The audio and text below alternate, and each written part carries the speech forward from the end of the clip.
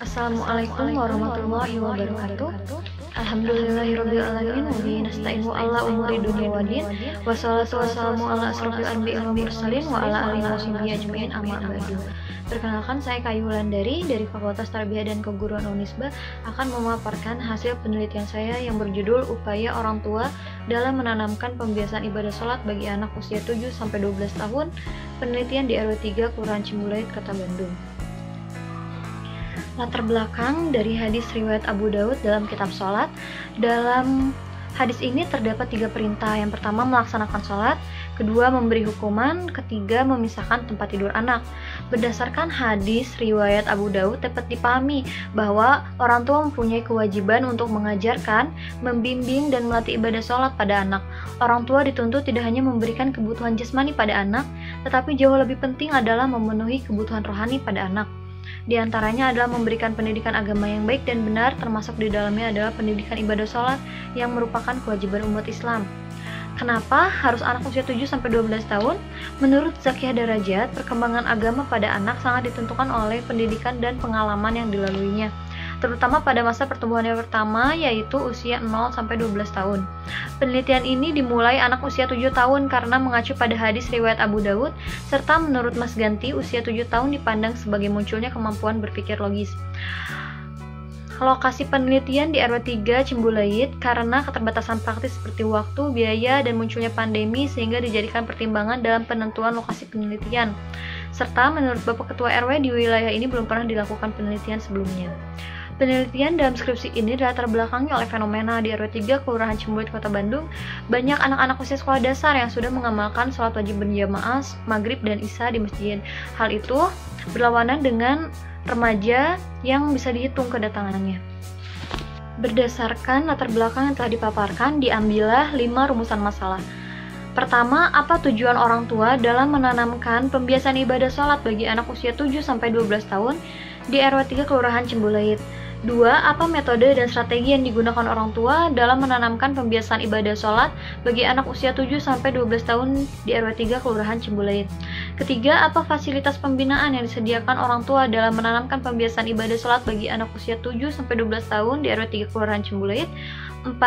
Bagaimana pengawasan yang dilakukan orang tua dalam menanamkan pembiasaan ibadah sholat bagi anak usia 7-12 tahun di RW 3 Kelurahan Cimbuluit? Kelima, apa faktor yang menjadi pendukung dan penghambat orang tua dalam menanamkan pembiasaan ibadah sholat bagi anak usia 7-12 tahun di RW 3 Kelurahan Cimbuluit? Pendekatan penelitian menggunakan pendekatan kualitatif karena permasalahan berhubungan dengan manusia yang secara fundamental bergantung pada pengamatan. Kedua, karena tidak menggunakan alat pengukur dalam penelitian. Metode penelitian menggunakan deskriptif analisis, bertujuan untuk menggambarkan secara sistematis, faktual, dan akurat. Teknik pengumpulan data yang pertama, observasi, dilakukan guna mengetahui keadaan umum di RW 3 Kelurahan Cimbuluit.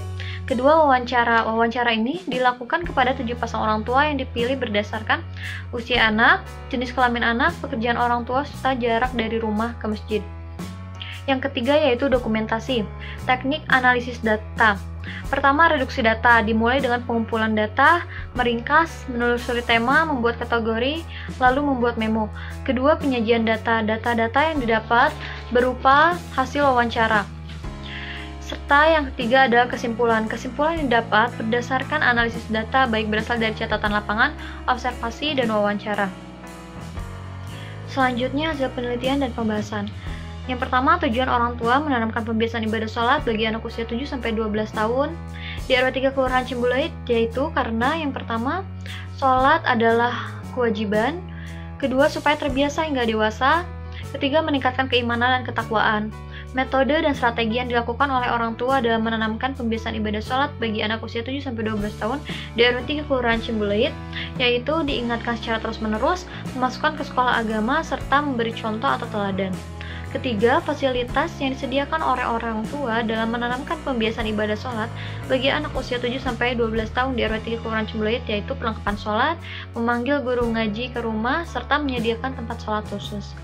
Pengawasan yang dilakukan oleh orang tua dalam menanamkan pembiasaan ibadah sholat bagi anak usia 7-12 tahun di RW 3 Kelurahan Ciumbeluit, yaitu tidak diberikannya HP jika belum melaksanakan sholat, mengawasi anak dari mulai berwudu sampai dengan melaksanakan sholat. Yang kelima, faktor pendukung dan penghambat orang tua dalam menanamkan pembiasaan ibadah sholat bagi anak usia 7-12 tahun di RW 3 Kelurahan Ciumbeluit.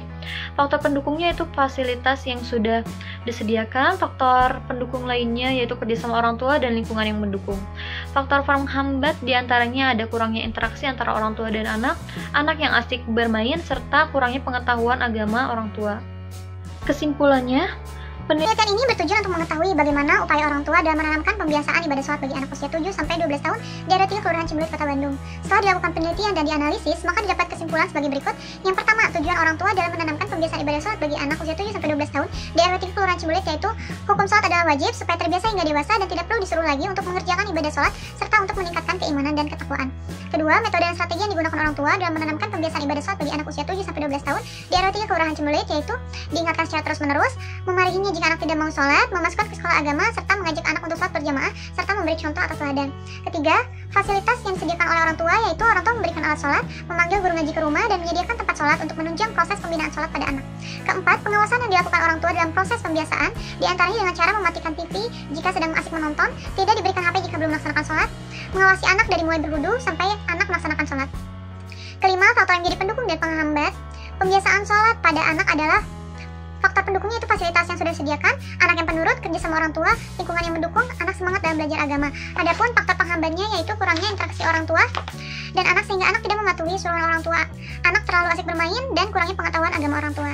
Mungkin segitu yang bisa saya sampaikan. Mohon maaf bila banyak kekurangan. Wabillahi taufiq wal hidayah. Wassalamualaikum warahmatullahi wabarakatuh.